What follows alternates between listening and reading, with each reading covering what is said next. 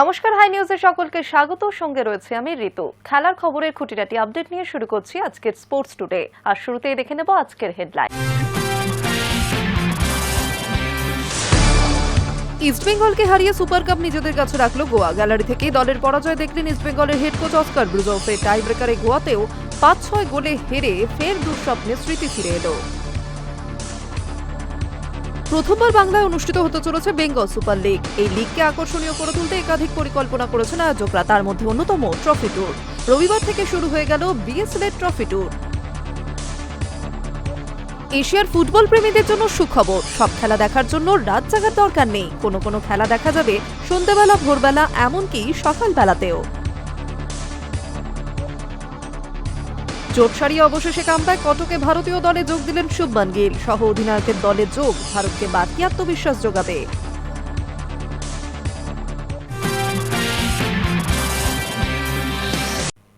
মান্ডবের জলে নিভল মশাল। ইস্টবেঙ্গলকে হারিয়ে সুপার কাপ নিজেদের কাছে রাখল গোয়া। গ্যালারি থেকে দলের পরাজয় দেখলেন ইস্টবেঙ্গলের head coach Oscar Bruzon.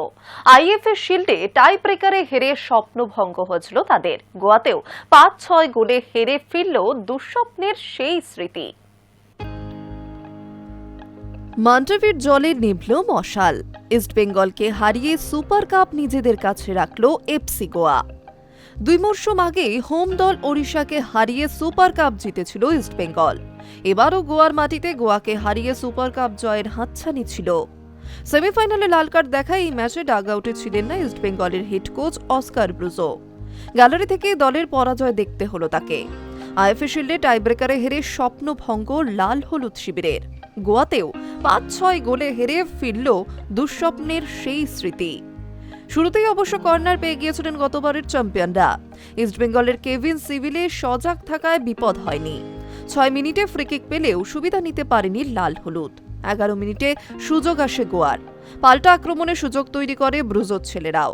Anwar আলীর পাস সোজা চলে আসে মিগুয়েলের কাছে। বা উইং বরাবর ছুটে গোলের কাছাকাছি পৌঁছেও বাইরে বাড়েন। 20 মিনিট বিপিন সিং এর দুর্দান্ত ক্রস জালে জড়াতে ব্যর্থ হন নাওরেম মহেশ। 38 মিনিটে সুযোগ পায় গোয়া। 42 মিনিট বিপিন সিং এর পাস সোজা চলে আসে নাওরেমের কাছে। তার নেওয়া শট বাঁচান গোয়ান গোলরক্ষক ঋত্বিক তিওয়ারি। বিরতির ঠিক আগে আবারও একটা সুযোগ চলে আসে নাওরেমের কাছে। সাঙ্গায়ানের ট্যাকলে বিপদ এড়ায় গোয়া। আধিপত্য নিয়েও গোল করতে পারেনি ইস্টবেঙ্গল। প্রথমার্ধ শেষ হয় গোলশূন্য অবস্থায়। দ্বিতীয়ার্ধের শুরুতে আক্রমণের ঝাঁজ বাড়ায় গোয়া। খেলার গতির বিরুদ্ধে গিয়ে 62 মিনিটে সুবর্ণ সুযোগ পেয়ে গিয়েছিল ইস্টবেঙ্গলও।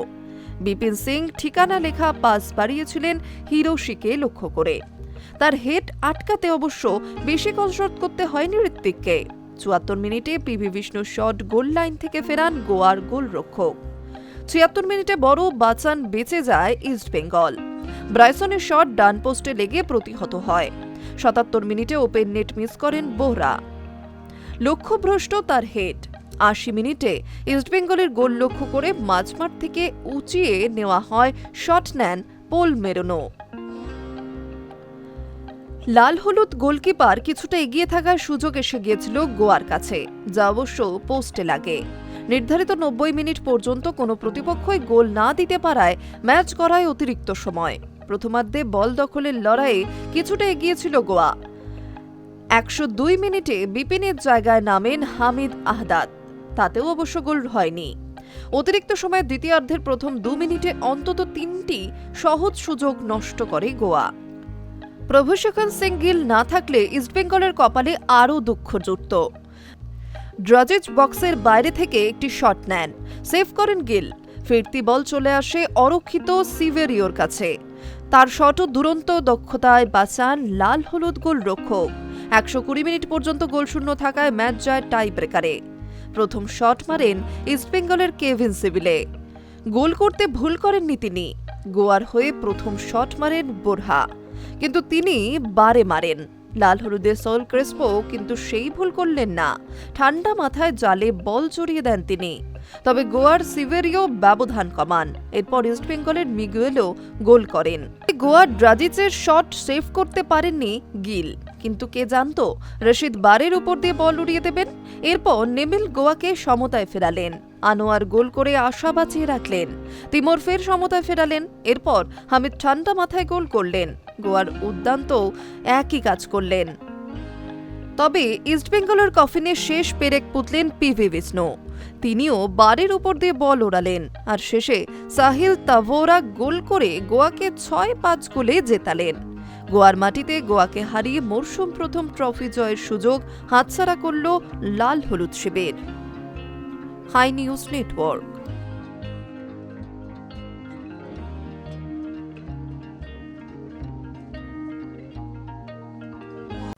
সুপার কাপ ফাইনালে এফসি গোয়ার কাছে হার ইস্টবেঙ্গলের। এক গুচ্ছ গোল মিসের পরিণতি টাই ব্রেকারে পরাজয়। সমাপতন হলেও আইএফএ শিল্ডেও টাই ব্রেকারে হেরেছিল অস্কার ব্রুজোর দল। সেখান থেকে যে বিতর্কের আগুন ছড়িয়েছিল তা ফের উস্কে দিলেন লাল হলুদের প্রাক্তন goalkeeper coach Sandip Nandi. Super cup ফাইনালে এফসি গোয়ার কাছে হার ইস্টবেঙ্গলের। যে টুর্নামেন্টের শুরুটা হয়েছিল বিতর্ক দিয়ে, আর শেষটা হলো হতাশা দিয়ে। একগুচ্ছ গোল মিসের পরিণতি টাই ব্রেকারে 5-6 গোলে পরাজয়। সমাপতন হলেও আইএফএ শিল্ডেও টাই ব্রেকারে হেরেছিল অস্কার ব্রুজোর দল। সেখান থেকে যে বিতর্কের আগুন ছড়িয়েছিল তা ফের উস্কে দিলেন লাল হলুদের প্রাক্তন গোলকিপার কোচ সন্দীপ নন্দী। তার সাফ বক্তব্য, এখন তো আমি নেই, তাহলে ইস্টবেঙ্গল কেন হারল? অস্কারের কাছে জবাব চাওয়া হোক। আমার বিরুদ্ধে যে অভিযোগগুলো এনেছিলেন তার জবাব দেখতে নেই। তবে ইস্টবেঙ্গল হারায় মন খারাপও হচ্ছে সন্দীপের। ফিরে যাওয়া যাক মাস দেড়েক আগে। আইএফএ শিল্ডের ফাইনাল টাইব্রেকারে হারের পর বিতর্ক শুরু অস্কার ও সন্দীপের মধ্যে। যে ম্যাচে পেনাল্টি শুট আউটে প্রভাসকন গিলের জায়গায় নেমেছিলেন দেবজিৎ মজুমদার, যে সিদ্ধান্ত ছিল তৎকালীন গোলকিপিং কোচ সন্দীপ নন্দীর। পরে ভারতের জাতীয় দলের গোলকিপার অভিযোগ করেন এই সিদ্ধান্তের জেরে তাকে অপমান করেছিলেন অস্কার। ইস্টবেঙ্গলের দায়িত্বও ছাড়েন সন্দীপ। পাশাপাশি অভিযোগ উঠেছিল সন্দীপ নাকি ক্লাব কর্তাদের অঙ্গুলি হেলনে চলেন এবং ঘরের কথা ফাঁস করেন। এবার সন্দীপের পাল্টা অভিযোগ, এখন তো তিনি নেই, তাও কেন ইস্টবেঙ্গলের হার? ম্যাচের পর এক রাশ ক্ষোভ উগরে দিলেন সন্দীপ। সেমিফাইনালে লাল কার্ড দেখায় ফাইনালে ডাগ আউটে ছিলেন না অস্কার, তা বলে সন্দীপের নিশানা থেকে রেহাই পাচ্ছেন না তিনি। তবে মন খারাপও হচ্ছে সন্দীপের। তিনি বলেন, যতই হোক আমার তো রক্তে ইস্ট বেঙ্গল, এই ক্লাব আমার আবেগ, আমার ভালোবাসা। ক্লাবের সঙ্গে তো আমার কোনো ঝামেলা নেই, কিন্তু একটা কথা বলে রাখি, অস্কার ভালো মানুষ নন। টাইব্রেকারে যা খুশি হতে পারে, তাতে কাউকে অপমান করা হবে কেন? এবার আমি আর চুপ থাকবো না। আমার বিরুদ্ধে যে অভিযোগগুলো আনা হয়েছিল সেগুলোর জন্য জবাবদিহি চাওয়া উচিত। Hi news network. প্রথমবার বাংলায় অনুষ্ঠিত হতে চলেছে বেঙ্গল সুপার লিগ। এই লিগকে আকর্ষণীয় করে তুলতে একাধিক পরিকল্পনা করেছেন আয়োজকরা। তার মধ্যে অন্যতম ট্রফি ট্যুর। রবিবার থেকে শুরু হয়ে গেল বিএসএল এর ট্রফি ট্যুর। প্রথমবার বাংলায় অনুষ্ঠিত হতে চলেছে বেঙ্গল সুপার লিগ। এই লিগকে আকর্ষণীয় করে তুলতে একাধিক পরিকল্পনা করেছে আয়োজকরা। তার মধ্যে অন্যতম ট্রফি ট্যুর। রবিবার থেকে বিএসএল এর ট্রফি ট্যুর শুরু হয়ে গেল। এদিন প্রথমেই বেঙ্গল সুপার লিগের সুদৃশ্য ট্রফি দেখার সৌভাগ্য হল দক্ষিণ 24 পরগনা ও উত্তর 24 পরগনার ফুটবল প্রেমীদের। প্রতিযোগিতা শুরু হওয়ার আগে পর্যন্ত এই ট্রফি ট্যুর হবে সেই সব জেলায় যেখান থেকে বিএসএল এর প্রতিনিধিত্ব করবে এই দলগুলো। রবিবার সকালে বিএসএল এর ট্রফি এসে পৌঁছায় ক্যানিং স্টেডিয়ামে। এই দক্ষিণ 24 পরগনা থেকে বিএসএল এ খেলতে দেখা যাবে সুন্দরবন বেঙ্গল অটো এফসিকে। সেখানে 2 ঘন্টা ট্রফি রাখা হয়েছিল। সেখান থেকে ট্রফি আনা হয় নৈহাটি স্টেডিয়ামে। উত্তর 24 পরগনার প্রতিনিধিত্ব করবে উত্তর 24 পরগনা এফসি। তাই জেলার ফুটবল প্রেমীদের দেখার সুযোগ করে দেওয়া হলো বিএসএল ট্রফি। নৈহাটি স্টেডিয়ামে 8 ঘন্টা রাখার পর বড়মার মন্দিরে বিএসএল ট্রফি নিয়ে যাওয়া হয়। সেখানে উৎসাহী ফুটবল প্রেমীরা ভিড় জমিয়েছিলেন ট্রফি দেখতে। এদিন ট্রফি ট্যুরের সঙ্গে হয়েছিলেন অভিনেতা গৌরব রায়চৌধুরী ও অভিনেত্রী সোনালী চৌধুরী। দ্বিতীয় দিন এই ট্রফি যাচ্ছে হাওড়া ও মেদিনীপুরে। পরের দিন বর্ধমান ও দুর্গাপুরে ফুটবল প্রেমীরা বিএসএল ট্রফি দেখার সুযোগ পাবেন। 10ই ডিসেম্বর বোলপুর ও তারাপীঠে নিয়ে যাওয়ার কথা বিএসএল ট্রফি। তার পরের দিন বহরমপুর। সেখান থেকে 12ই নভেম্বর বিএসএল ট্রফি যাবে শিলিগুড়িতে। পরের দিন আসবে মালদায়। বিএসএল এর প্রথম দিনের ট্রফি ট্যুরে ফুটবল প্রেমীদের উৎসাহ দেখে বিএসএল এর আয়োজক স্ট্রাচি স্পোর্টসের ম্যানেজিং ডিরেক্টর রাহুল টোডি বলেন, ভারতীয় ফুটবলের হৃদস্পন্দন হলো বাংলা। বাংলার ফুটবল প্রেমীদের কাছে এই ট্রফিটা নিয়ে যাওয়া অত্যন্ত জরুরি। এই ট্রফি ট্যুর বাংলার সেই সব ফুটবল প্রেমী উদ্দেশ্যে আমরা শ্রদ্ধাঞ্জলি জানাই যারা প্রথম দিন থেকে বিএসএল এর সঙ্গে একাত্মতা বোধ করছেন। জেলার 8 ফ্র্যাঞ্চাইজি অংশ নেবে প্রথমবারের বেঙ্গল সুপার লিগে। বেঙ্গল সুপার লিগকে আকর্ষণীয় করে তুলতে বেশ কয়েকটি পদক্ষেপ করা হয়েছে। প্রথম ম্যাচ থেকেই এএআর পদ্ধতি প্রয়োগ করা হবে। এএআর পদ্ধতি হল অ্যাডিশনাল অ্যাসিস্ট্যান্স রেফারিং পদ্ধতি। সাধারণত একটা ফুটবল ম্যাচে একজন রেফারি, দুজন সহকারী রেফারি ও একজন চতুর্থ রেফারি থাকে, কিন্তু ল অফ দ্য গেম অনুযায়ী মাঠে আরও দুজন অতিরিক্ত সহকারী রেফারি রাখা যায়। 2 গোল পোস্টের পিছনে অবস্থান হয় এই অতিরিক্ত সহকারীদের। এই পদক্ষেপকে বলা হয় এএআর। এবার সেই এএআর পদ্ধতি মেনেই বিএসএল-এ প্রতি ম্যাচের সহকারী মিলিয়ে মোট 6 জন করে রেফারি থাকতে চলেছে।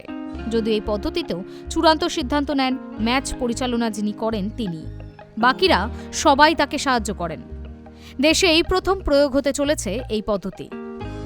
High news network.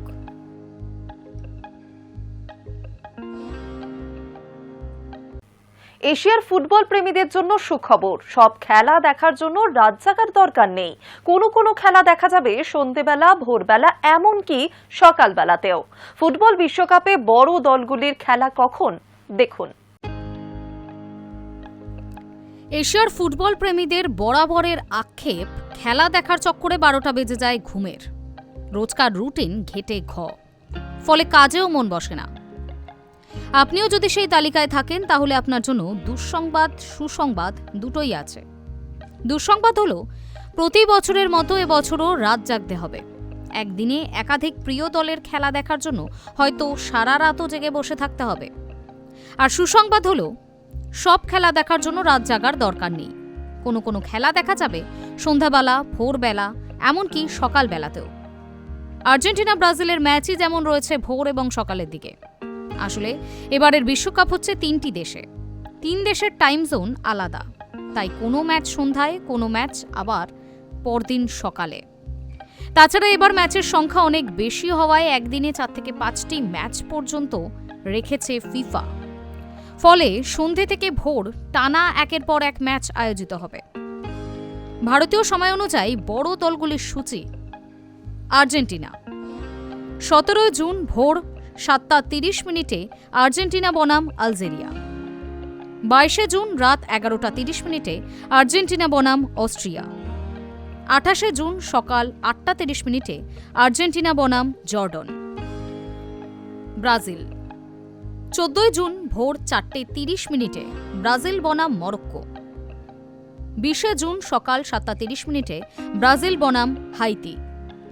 25 জুন ভোর 4টে 30 মিনিটে ব্রাজিল বনাম স্কটল্যান্ড।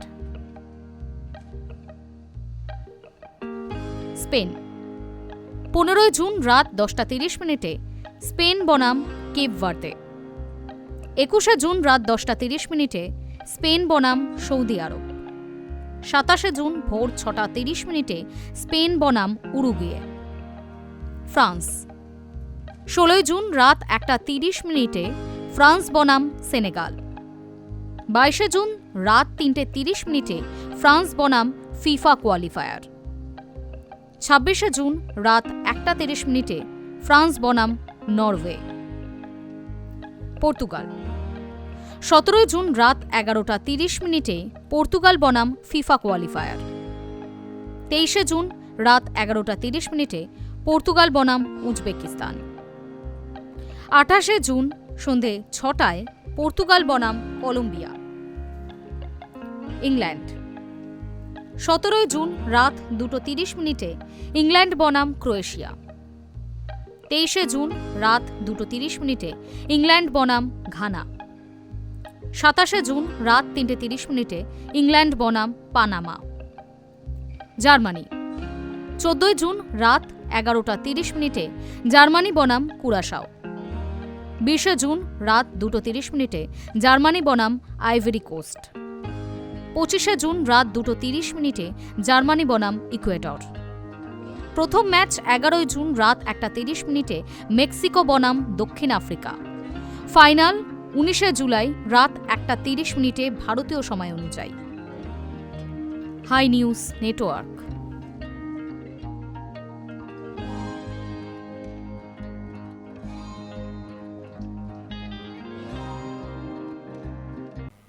বিশ্বকাপে মোটেই সহজ গ্রুপে পড়েনি ব্রাজিল, বলছেন ব্যারেটো। যারা বিশ্বকাপ খেলার সুযোগ পেয়েছে তারা প্রত্যেকেই শক্তিশালী, মত ব্যারেটোর। বেঙ্গল সুপার লিগের দল হাওড়া হুগলি ওয়ারিয়র্সের কোচ হয়েছেন মোহনবাগান কিংবদন্তি হোসে ব্যারেটো। শনিবার দলের জার্সি প্রকাশের অনুষ্ঠানে এসে তিনি বললেন এ কথাই। বেঙ্গল সুপার লিগের দল হাওড়া হুগলি ওয়ারিয়র্সের কোচ হয়েছেন মোহনবাগান কিংবদন্তি জোসে ব্যারেটো। শনিবার দলের জার্সি প্রকাশের অনুষ্ঠানে এসে তিনি জানিয়ে গেলেন, বিশ্বকাপে তার দেশ ব্রাজিল মোটেই সহজ গ্রুপে পড়েনি। শনিবার কলকাতা ক্রীড়া সাংবাদিক ক্লাবে জাঁকজমকভাবে হাওড়া হুগলি ওয়ারিয়র্সের জার্সি সহ থিম সং এবং অধিনায়ক ও সহ অধিনায়কের নাম ঘোষণা করা হয়। এই অনুষ্ঠানে উপস্থিত ছিলেন প্রাক্তন ফুটবলার অ্যালভিটো ডি কুনহা, রহিম নবী, সংগ্রাম মুখোপাধ্যায়।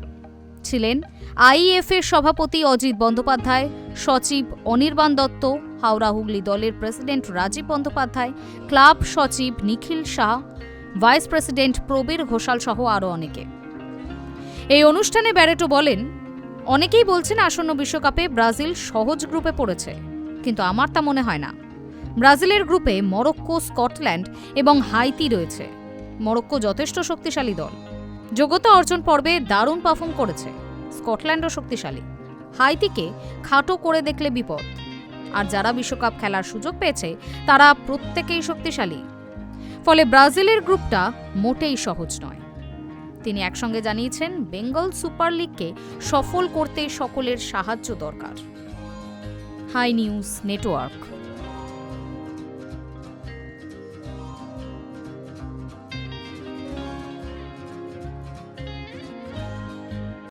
চোটসারি অবশেষে কামব্যাক। কটকে ভারতীয় দলে যোগ দিলেন শুভমান গিল। সহ অধিনায়কের দলে যোগ ভারতকে বাড়তি আত্মবিশ্বাস যোগাবে। স্বস্তি দিয়ে দক্ষিণ আফ্রিকার বিরুদ্ধে টি-20 সিরিজে খেলার ছাড়পত্র পেয়েছেন শুভমান গিল। এবার দলে যোগ দিলেন টিম ইন্ডিয়া ওয়ানডে এবং টেস্ট অধিনায়ক। মঙ্গলবার শুরু সিরিজ। তার আগে শুভমানের দলে যোগ ভারতকে বাড়তি আত্মবিশ্বাস যোগাবে। ইডেনে মাত্র 3 বলে খেলে মাঠ ছেড়েছিলেন, তাকে হাসপাতালে ভর্তি করতে হয়। এরপর থেকে ক্রিকেটে ফিরতে পারেননি শুভমান। চোটের জন্য দক্ষিণ আফ্রিকার বিরুদ্ধে ওয়ানডে সিরিজে থেকে ছিটকে গিয়েছিলেন তিনি। তবে Bengaluru centre of excellence rehab শুরু করেছিলেন। সেই প্রক্রিয়া সুষ্ঠুভাবে সম্পন্ন করার পর রবিবার ভারতীয় দলে যোগ দিলেন গিল।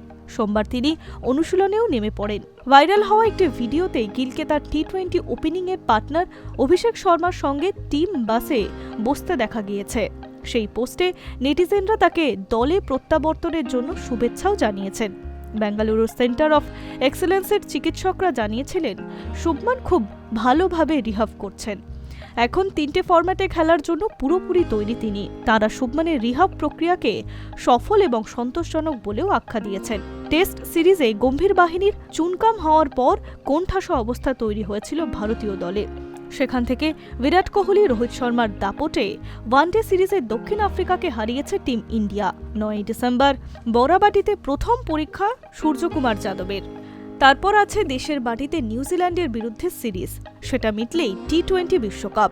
ফলে এই দুটি সিরিজে যে গতবারের চ্যাম্পিয়নদের বিশ্বকাপের প্রস্তুতি তার নতুন করে বলার নয়। এখন দেখার প্রোটিয়াদের বিরুদ্ধে আসন্ন টি-20 সিরিজের সুযোগ পেলে কেমন খেলেন সহ অধিনায়ক Shubman Gill. High news network.